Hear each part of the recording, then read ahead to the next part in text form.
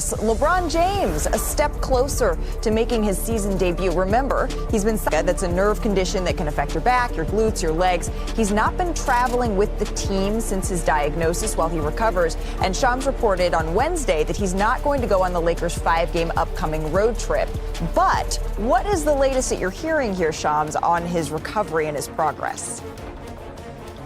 LeBron James has been fully cleared for full contact basketball activities, and the Lakers will be reevaluating him in about 1 to 2 weeks. So, like you just mentioned, Malika, he won't be traveling on the Lakers' 5-game, week-long road trip that starts in Atlanta this weekend.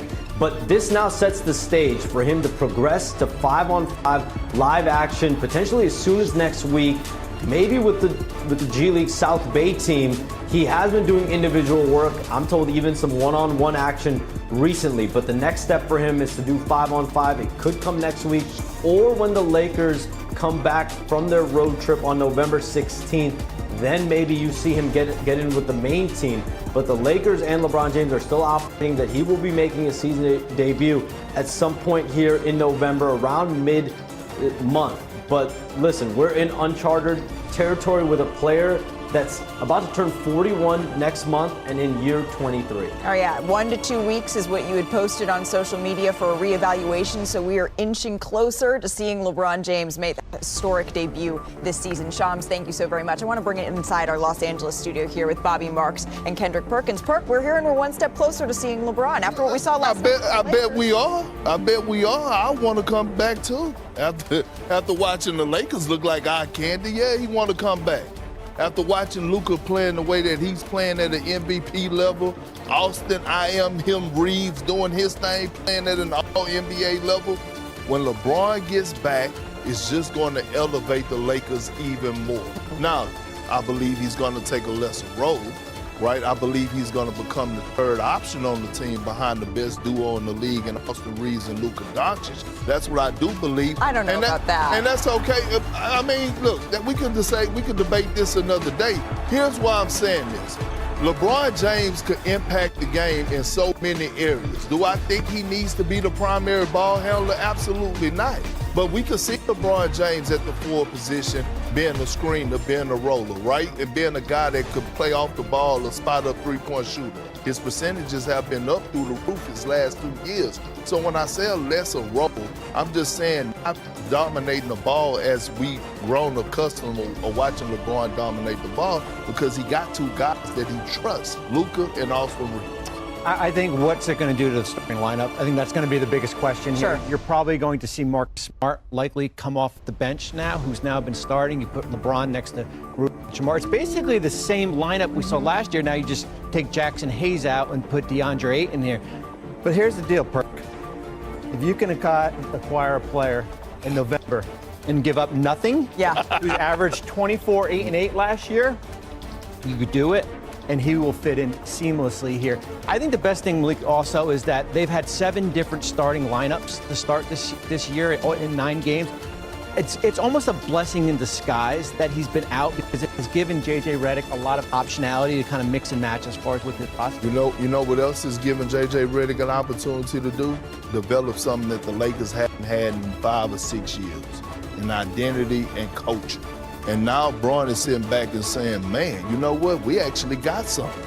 We actually got these guys playing. JJ actually have these guys playing at an elite level. So again, add those 24 points, add those 7.5 to 8 rebounds, that's going to always be there. It might be a dip in an assist because he's going to be more of the receiver more than a quarterback. You're saying take it. So Luka was undefeated against Wemby as a Maverick, and last night we got our first matchup with Luka versus Wemby, Luka in purple and gold, and here is how it went down. It wasn't the best night for Victor, but we did get a couple of highlights. Here we got a jam. Bronny James made a business decision there. He's going to make highlights by accident. He's going to, Did you ever have to defend him, Robin? No, I never did. I was on the bench. I watched Brett defend him, and that gave me a lot of pleasure. Well, as much pleasure as this move from Luka gave LeBron and Austin Reeves there. Love that reaction on the bench. But this might have been the highlight of the night here. How did he find Rui on that perk? It looked like I don't know. It's only a few players that can make that pass. It looked like an accident until it got to Rui's hand. He said, no, that's all vision, all goggles. Luka doing the celebration there. Also, he was connecting with his big men all night, though. Here in the third quarter, Doncic finds DeAndre Ayton here for a nice lob. He's been great for Ayton. He's been very great for Jackson Hayes. Yeah, Jackson Hayes. Throwing it down. Luka now has 6 alley-oop assists this season. That's tied with Cade Cunningham for the most in the NBA. The fourth quarter, this is where things got good. All right, we got 2.5 to play here. The Lakers down 2. Luka Doncic hits the step-back 3. Over a tough defender, Stephon Castle. The separation. That's why he's got the mean mug here. And then watch Victor here. He drives, barrels into Rui for the charge. Just one more look at this one here. Yep, Rui's definitely set. So Wemby registers his first career game with multiple charges, and on that play, he fouls out. So 6 seconds left. The Spurs down 4. Stephon Castle misses the 3. Kelly Olynyk cleans it up, puts it in. 1.2 seconds left. Watch Marcus Smart's foot here. His left foot not behind the line all the way. So it's going to be Spurs ball underneath the basket, and Luka Doncic can't believe it. Marcus thinking not so smart. But final chance here, Julian Champagnie can't get it to go, but he is fouled here on this play. 2:10 left. Another look at this one. So Champagnie heads to the free throw line. Okay, he misses the first. Lakers fans start to celebrate. So the Spurs need a tip in on the second. A good miss here. Keldon Johnson almost tips it in. That's no time. Can't quite get it to go. They lucky Wemby wasn't on the floor for that tip in. That's true. That's true. Now, Luka has now scored 200 points in 5 games this season, 40 a game. That's the third most points in the first 5 games of the season in NBA history, behind only a pair of Wilt games. Whenever you're in Wilt company, you're doing all right here. Perk, what else is there to say about Luka's start to the season here? Where you want me to start? Luka is home.